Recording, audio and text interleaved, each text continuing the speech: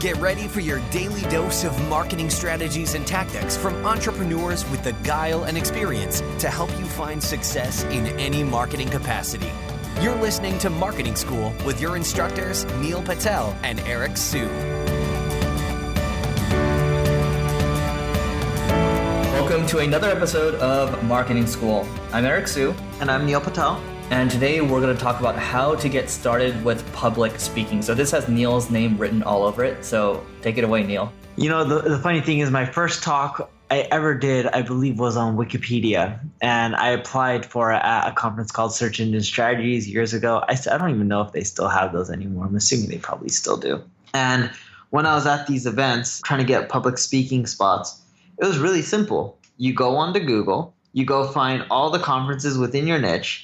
They all have speakers pages, and just literally click apply to be a speaker and fill out an application.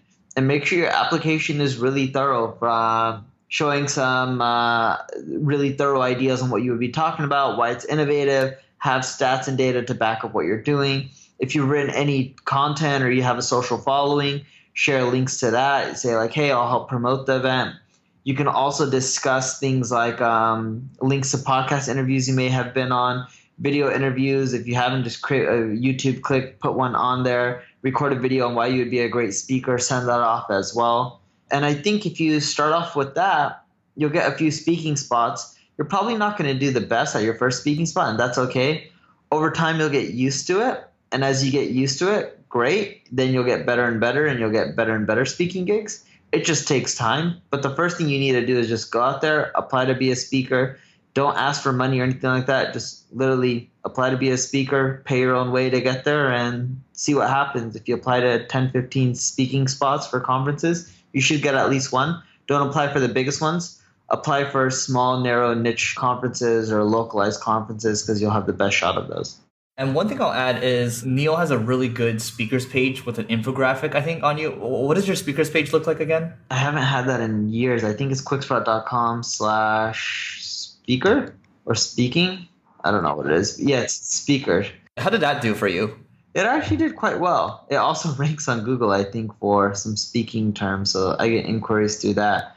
But yeah, I broke down, so you want me to speak at your event. Here's a little bit about me, where I grew up, where I was born, how I got my career started. From there, my passion, some companies I've helped. I speak at X amount of conferences per year. Then I talk about some awards that I have, and then I go into, all right, ready for me to speak, fill out the inquiry below. It's really important when you're starting out. You're not going to be good. You have to understand that. And when I first started out doing this stuff, I was, invited to speak at local tech events in like Santa Monica, and I'd speak in front of 50 people, and I was pooping my pants. One thing you have to realize is when you go up to speak in front of people, and I got this from Tony Robbins, it's really not about you. It's about what you're going to give to the audience. So what you're going to deliver and how you make them feel, it's really not about you. At the end of the day, they don't really care that much about you. They care about what they're going to get.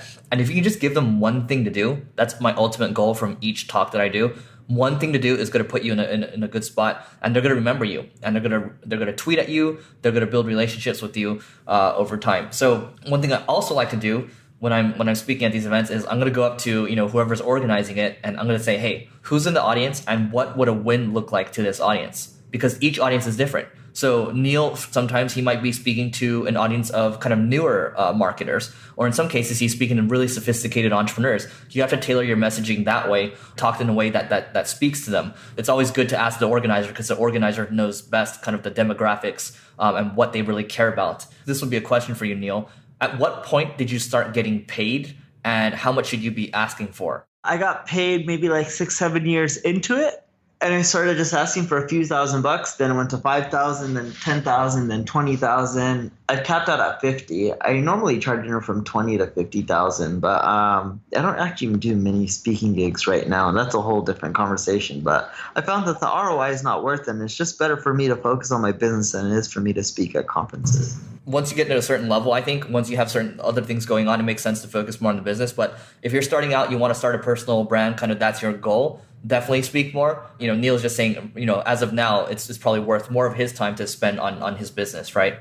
Yeah, and then if you can't get paid speaking spots or even free speaking spots, you can do your own or your own speaking. And what I mean by that is just roll up Facebook Live and start speaking to people. You can do the same thing with YouTube, record from your phone, pop a video on YouTube that just, is recording you talking about marketing or motivation or whatever industry you're in. Pop it up. People will start seeing it. You can get started with speaking for free because Facebook and YouTube are so popular. And then from there, you can work on getting into conferences. And you know what?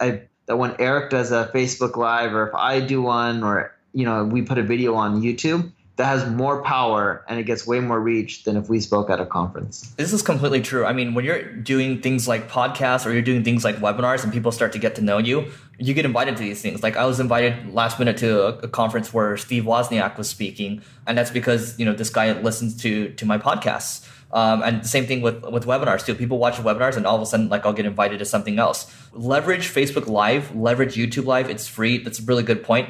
And you're going to be able to practice. You no longer just need a couple years ago when I first started doing this stuff, I had to actually be invited to an event.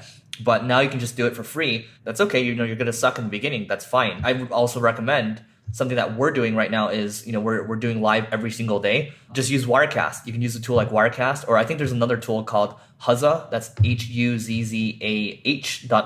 I think they might have gone under in the last 2 weeks or so, but this is one tool that's going to also allow you to simulcast to, I think, 3 different ones, and then you can also bring in interviewees as well. So, Neil, anything else to add? No, that's it from my end. All right, that's it for today's episode of Marketing School. We'll see you tomorrow. This session of Marketing School has come to a close. Be sure to subscribe for more daily marketing strategies and tactics to help you find the success you've always dreamed of.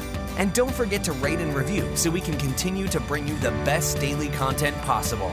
We'll see you in class tomorrow, right here on Marketing School.